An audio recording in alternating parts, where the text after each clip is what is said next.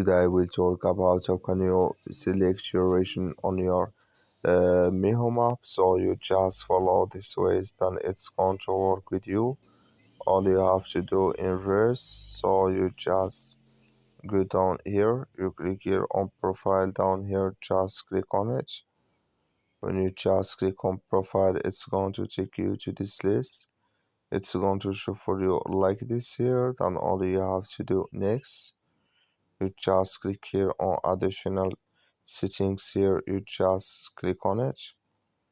So then you come to next step here, it's going to show for you like this. So then you go down here, you just keep going down, click here on region here.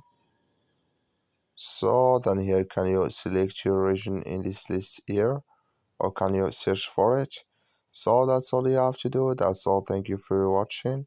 Don't forget to support us by liking, subscribe.